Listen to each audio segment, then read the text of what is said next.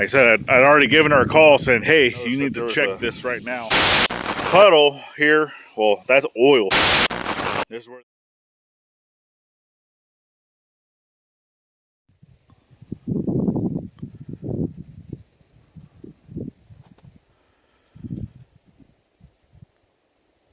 well, good thing we're not using the water buffalo anymore.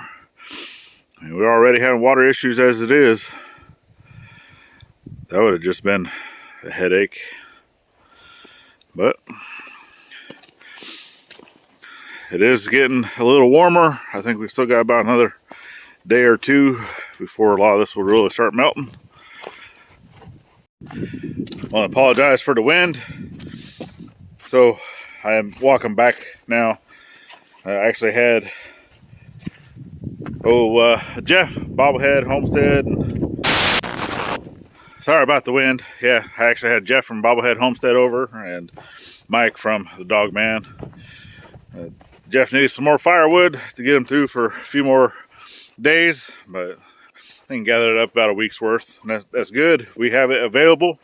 We're not currently using it because we don't have a place to burn firewood other than just a fire pit outside.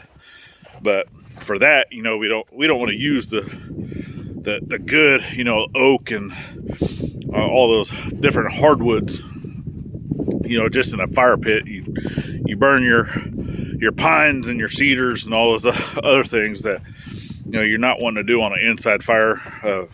Not a whole lot anyway, right? So but I'm getting back over here.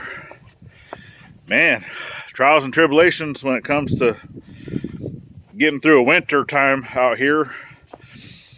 Obviously, all of our projects we got going on, right, is outside. So trying to build a cabin, we still got to pour concrete. Kind of hard to do that in the cold without having some type of cover, because the concrete is just not going to cure correctly without the correct temperature. So can you pour concrete using additives and having artificial heat and all that stuff? Yes, you can, but we don't currently have that. Obviously that adds cost to it and such. So we're waiting for the temperature to rise. But some of the issues we've had, and oh my goodness gracious, I am hoping, let me get you guys turned around because I want to show you something. Before I went over to talk with Jeff and Mike, I noticed that there was a puddle here. Well, that's oil. This is where the Jeep was sitting. And then I just noticed walking back. So Gladys and Mom and Dad went to Boonville, but you see backing out and then heading out is dripping oil. So you can see all the brown going. And look, just a whole trail leaking. Brown. But I gave her a call already. Like I said, I'd already given her a call saying, hey, you need to check this right now because it's leaking. And I did that before I went to go help them with the firewood. So I don't know how far or where they're at currently whenever I called. But yeah, this does not look good. And I know that we just had a video come out not that long ago saying that I broke the Jeep. Well, yeah, the only thing I broke was the window. And that's just because of this coldness, right? The plastic on those just doesn't hold up to this cold weather and such. But now I think we have something even more catastrophic, and that's not what we need currently. So let's go through and let's talk about some of the things in the Wellhouse and in the RV. So one of the things I was always kind of iffy on was this hose, right? This is our water hose. Well, as you can see, there's no snow on it. And a lot of the snow is melted even around it because that is heated. So that's how I know that it is staying heated, because obviously everything's melting around it. That's a positive. So we're good on that. Obviously, we still don't have water down here. The valves, so I don't know if I can get down here to show you. So right here you have a black valve and a gray valve. That's gray water and black water. The gray valves I had left open. I've gotten in the habit of just leaving those open, not fully, but like a little halfway, quarter way, to allow that water to drain. Well, obviously I forgot to close those before it froze, and guess what? They froze, and now I'm not able to close them. And that's both because we have two tanks. We have two gray tanks and two black tanks, and they're both frozen. And now what had happened with that is obviously we were still taking showers, not necessarily showers, we were taking a bucket bath, right? So you go fill up water, heat it up on a stove because we still got propane. Okay, we're still able to heat up water and such like that because we go all the way over to the Wellhouse and we gather water from the Wellhouse in a bucket, you know, or in a big pot. And even like some of little plastic, you know, jug containers or whatever, just whatever we can fill up water in. And then we'd come over here. At first we were able to utilize this because it was not frozen, because that is frost free. But coming into the Wellhouse, I don't have a heater in here, just a heat lamp, and it's basically been shining on all the brass. That way none of this freezes, because this is right as the water comes into the tank. So I want to make sure that all this was fine, that it wasn't freezing. And then all of this water line goes underneath the ground here all the way to the well head underneath the little pool that's right there, because I don't have a cap on that yet. That's the correct size, but all that is underneath the ground, almost 2 feet. So I know that that line is good coming all the way up to here.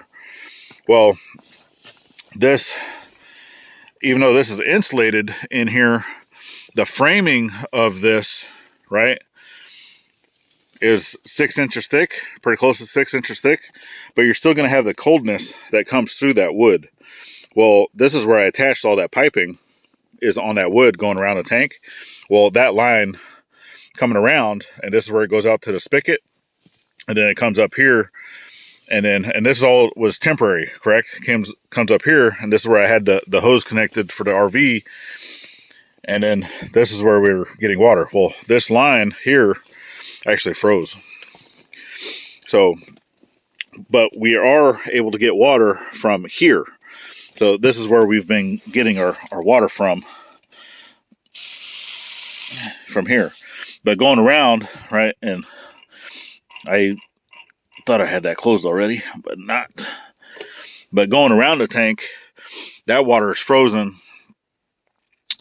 And yeah, so I'm going to have to redo a lot of this in here. Obviously it's not broken, but I want to make sure that it's not freezing. So I'm going to have to redo how I'm routing this hose and stuff in here. That way it does not freeze in the future. Now going back to the sewer lines, the issue that we're kind of having with that is, since I had those gray lines open and we've been showering, we've been utilizing the sink to wash dishes, doing all that stuff, all that water was just going right down to the tank, out the hoses. And then that hose, and this is all my fault, right? No one else to blame but me. It's been coming down here, and let me get you flipped around. So this is, I had this set up to where it was not necessarily like a P-trap, but kind of to where it will trap a little bit of water right here. That way gas doesn't come back up here and then just continue to go up the line. So it'll come in right here, and about from here to here, it will hold liquid. Normally I do the black tanks and then I rinse everything out with fresh water. That way it's not just having sewage sit here, right? Because then it's kind of doing the same thing. I always make sure that this is running clear with clear liquid before I allow it to fill back up. That way, I mean, yes, we have, the P-traps and all that stuff inside the RV as well, but this is just kind of like a double thing, right, of helping. But I can always connect further down. I'd have to put in a different connection. That way it doesn't do this anymore, or even get a stand to have the pipe up off the ground and doing that. But all of this right now is frozen. So from here all the way back up underneath is frozen. And then underneath, let's see about if we can get here. Yeah, I don't think you're gonna be able to see, but it goes into a Y, and then from the Y it splits off to go to the front tank and the rear tank. And majority of that had water sitting in it, and it's frozen. So, and our tanks, the black tanks, are almost full, because we only, with a family of 6, we make it about 3 days, and then I have to dump those tanks because it starts filling up, because this is the only restrooms we have currently is RV, right? We don't have any other restrooms here on the property. So as of right now, I don't think we're going to make it through the day before our tanks start to fill up, or I don't think we're going to make it before those de-thaw and allow me to start flushing those tanks out. But fingers crossed that we do. So I don't know.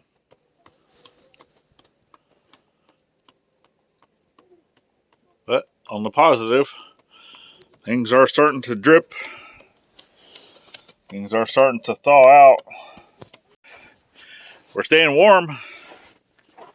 And obviously all of our drinking water, anything like that, we get from the store. So not too worried about that. Obviously, I know a lot of the women folk, they don't want to go, a day or two. They like to shower every single day. Like to wash their hair every single day. That's not always healthy, but if you got to skip a day or two, hey, it's not the end of the world. It's not going to kill you. Is it pleasant? Not always, but hey, as long as you got food to eat, you got water to drink, we're doing okay. Whenever it comes to the bathroom stuff, if we're gonna have to start coming outside, setting up a little porta potty or something out here, then hey, we're gonna have to do what we're gonna have to do until we can get this stuff cleared up. But fingers crossed that things will start to thaw out some. I can get the tanks emptied out. But I just want to let everyone know that we are doing okay. We do have support of the community, and we thank you. And we also like to support our community by helping out any way that we can, whether that be going to help with a project, handing over some firewood that we're not using anyway currently. So all those things, right, that's all part of it. So we definitely are thankful, for the folks that are able to help us, that come out to help us, and during the times that we need it. All right, other than that, I want to go check, our game cameras that we have. So let me go grab up those cards quick. We'll share out some stuff that we may or may not have seen. And other than that, we'll be right back.